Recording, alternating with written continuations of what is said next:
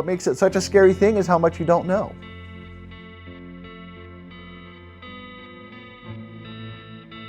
I'm not ever sick. And in the last 18 months, I've had pneumonia 3 times. That was a really rough few months. Right now, crews are still working to put out the flames from a natural gas rig explosion. This has been burning since 10 o'clock last night. No one was injured, and eyewitnesses.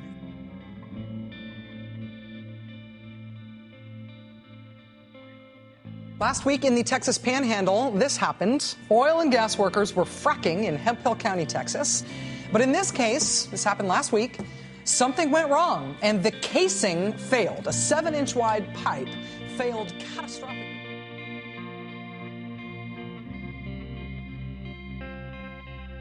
I noticed a stake, a wooden stake that had some orange tape on it. I really thought that they were marking off streets and divisions because they were getting ready to build again. But as I learned after the fact, they had just surveyed the land. So what I actually saw were the markers showing where the drilling was going to take place. The first that I found out about that was when I looked out the window and I saw a bulldozer leveling the ground. This is my home. And you just stuck something basically in my backyard without consulting me, informing me, anything. I watched them work on it that day, and by the end of the day, the shape and dimensions of the area they had leveled out, I knew what it was. It was a fracking site. My neighbors and I talked collectively. We didn't like what we heard, that they were going to put 4 wellheads there, so close to our house. They don't have a sense of ethics.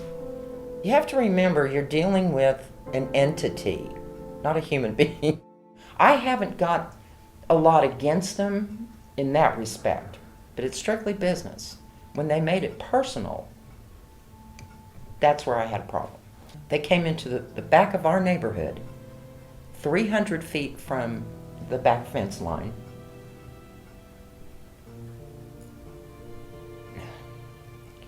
That's so intrusive. They did not feel like good neighbors. It's a very common theme in their PR marketing, but having gone through that experience with them, they were hard to deal with. We raise black and red Angus cattle. We also produce natural gas. That's how we make our living, and that's how we can pass. The early phases, a lot of banging and clanging. This is the fracking nightmare. This is what people have to listen to 24/7.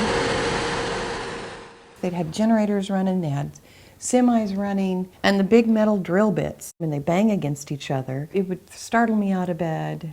Oh, and they had lights up the rig, and it shone straight into my bedroom. It was about 7 to 8 months of activity going on back there.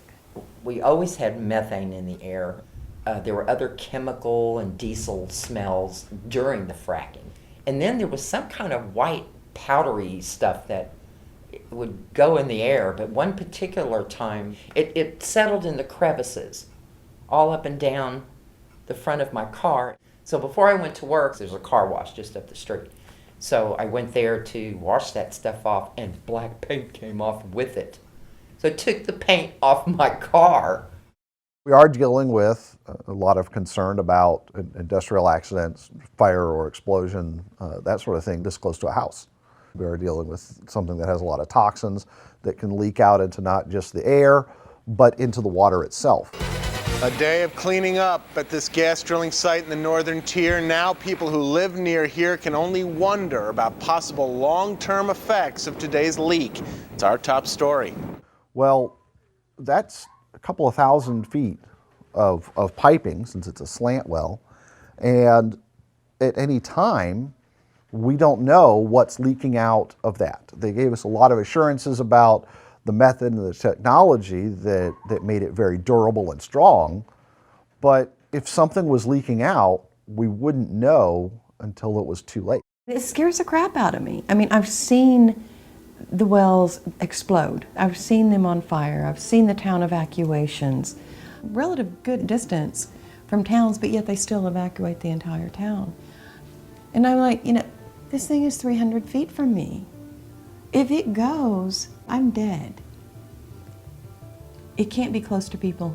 If you're going to evacuate a mile for the protection of people, then don't drill within a mile of residences.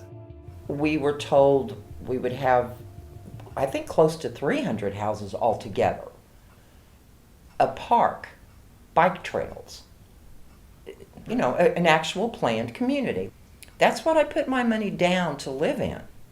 But the minute you put a gas well on any property, you're done. The biggest failure, though, to me, is our town. We had ordinances for Ponder that prevented this stuff from ever happening. It was about 6 months after I moved in, the ordinances changed to allow this. We've gone from a very cute, quiet little neighborhood to many rent houses, many foreclosures. They couldn't sell and they had to get out. Some of it was health issues. There's a lot of anecdotal stories about what's happening to people and their health, and I very much want to see hard data. I don't feel comfortable taking the risk of waiting until there's enough data to find out that I was being hurt all along. These companies that are doing the fracking, they have a very different assessment of how much risk they're willing to take than those of us who have to look forward to a life of consequences. They were trying to assure me about how safe the wells were and this kind of thing. And I told them about the boy. I'll never forget this day. It was right in the middle of the fracking. I saw this big white plume of smoke, and the stench was there. You know, I call it the fracking smell.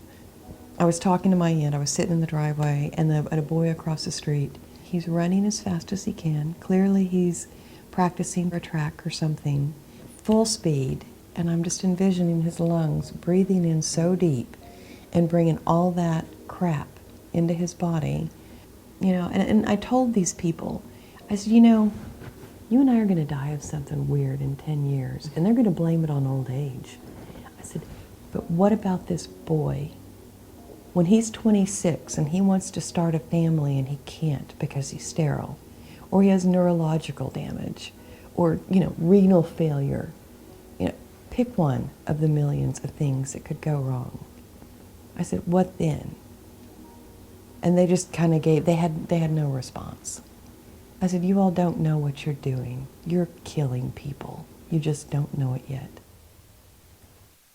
In the U.S., in Ohio, Pennsylvania, Texas, the Dakotas, there's always been early in the fights an argument that it'll be different here. And that may be because the law's different, it may be because the type of shale they're dealing with is different, but the argument is always, it's going to be different here.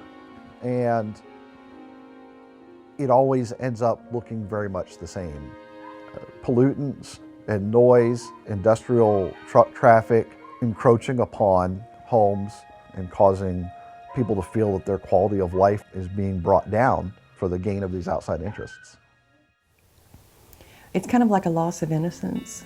You know, you hop through your merry little life doing your thing, and then you are exposed to a massive corporation just, you know, running over everybody with no regard. And you're changed forever. It's not good.